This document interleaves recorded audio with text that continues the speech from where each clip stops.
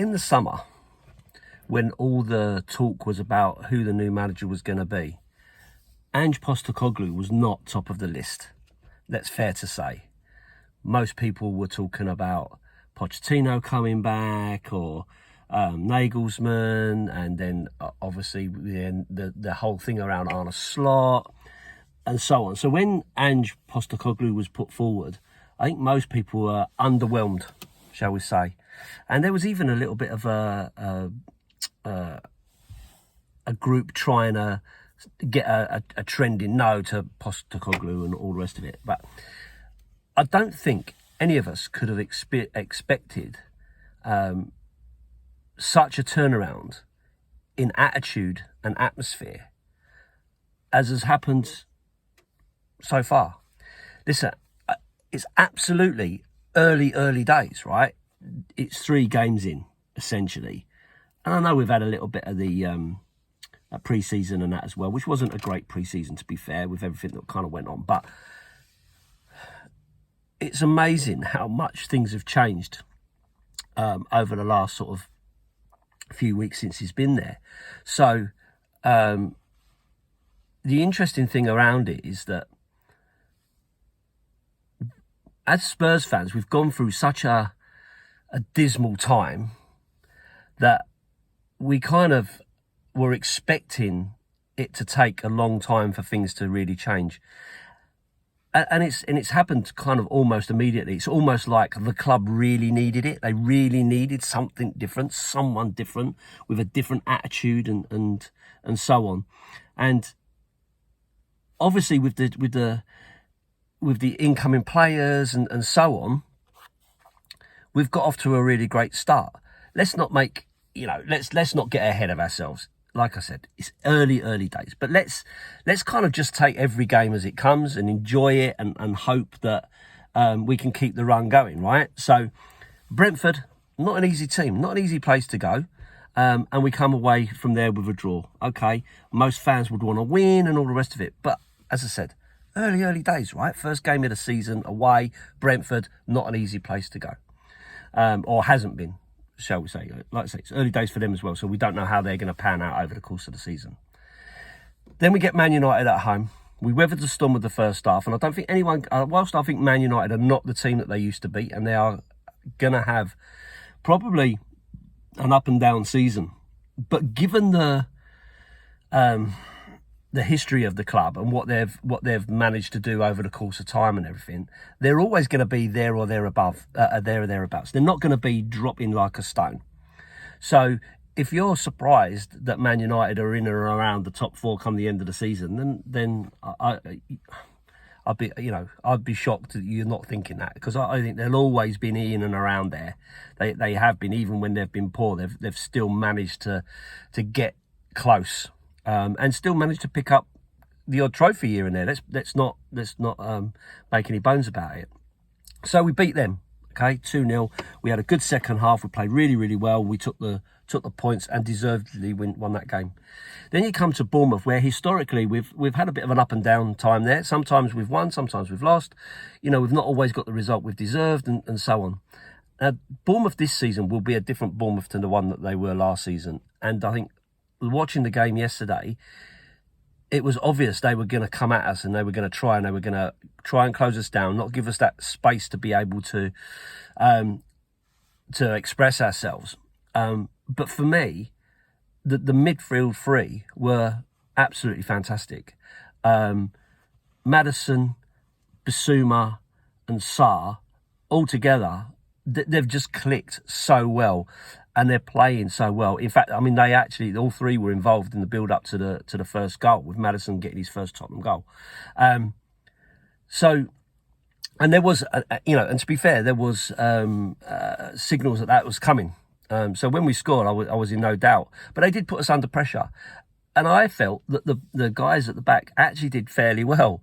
They were confident in their passing around the back. As a Tottenham fan, you always worry when your defenders are passing around the back. But to see them passing around the back with confidence and not worrying about it and kind of playing out of trouble, I thought it went really well. There's a couple of nervy points in there, but you're going to get that. But Van der Ven seems to be growing in his role straight away. Romero, very solid and looked really good. Udogie, again, another really good player who's slotted into this team really well, and he's playing some really progressive, good football. So, like, overall, I was really happy with the game yesterday. I was quite positive about it. I think inevitably there will come a game where we will lose, or we will get a poor result or whatever. It's going to come, right? We know it's going to come. And we may go on a bad run and all the rest of it. But the signs are there that Postecoglou is having the right impact. And the way he talks to the press and the people around him and all the rest of it, it's no nonsense, to the point, clear and concise. You know, he's not making excuses. He's not coming up with rubbish. He's obviously got a decent sense of humour as well. And it's like a breath of fresh air. It really is. And it gives you optimism. And we saw that after the game at Man United. And I put a couple of videos on here on YouTube, and also I put them on TikTok as well, because I've got a little TikTok account. And it's really interesting the amount of abuse are getting on there from fans of other clubs, which is fine. I got no problem with it at all. But it's interesting that their perception is that we're excited and getting over the top because we beat Man United. Actually, what we're getting over the top and happy about is the fact that we're actually playing some decent football, and it's brought the feel good factor back, and it's lifted that weight off of our shoulders. And I said it last week in the video about Brentford that for me, I'd always wanted a trophy. I still do. I desperately want a trophy, get that monkey off our back and start to see us actually win silverware. But I think at the same time as that, it can't be at any cost. It can't be at the cost of really poor, boring, negative football. I was willing to kind of put up with it for a season just to get a trophy and get the ball rolling, because I always feel like once you get one, you kind of can build from there.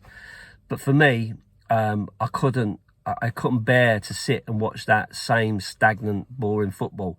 And it's not just about the football, right? It's about the 90. It's not just about the 90 minutes. It's about the time he spends with your mates and all the rest of it. I mean, bear in mind, we drove up to the Man United game. We left at 8:30 in the morning. I didn't get home till midnight. But we had a really good time. We had a good laugh. We had a few beers and all the rest of it. So it's about the whole day, and you want to enjoy the whole day. But that 90 minutes can dictate what happens on the way home. It can dictate how you're going to feel for the rest of the week and all the rest of it. It's amazing that football can do that. And that's why it's the biggest sport in the world. And everyone who watches football loves football, because you know that it's going to dictate how you feel. So overall, another win, which is great. So undefeated so far this season, and we can keep the momentum going. We've got to keep the faith, and this is going to take time, right? And we know we need a striker. It looks like Richie is getting very, very frustrated with himself. I feel for him, because I feel he has got ability. It's just not happening for him, and I can sense his frustration, not with the club and that sort of stuff, but with himself. You can see it, that he really desperately wants to get that goal, and it's just not going for him. It's typified by when he stepped on the ball and then he kicked out, and the opportunity he had that you thought he can't miss from here, and the Bournemouth player managed to get a tackle in right at the last ditch. It's just not happening for him. So real shame for him. But I'm like to believe it's going to come. I like to believe it's going to happen for him. But I think we do need someone in. I think we need someone in to support, because if it's not going to happen for him, we need to get someone in there. Unless we kind of look at that formation and get Son in. And again, even Son, worried for him. He's still not playing to the what we've seen from him in the past, that free-flowing, pace and one-on-one with a keeper. So still work to do, but we've got to keep the faith, and I think we're going in the right direction. So big up to Ange Postecoglou. Happy birthday to him, and we'll keep watching and we'll keep hoping. Up the Spurs.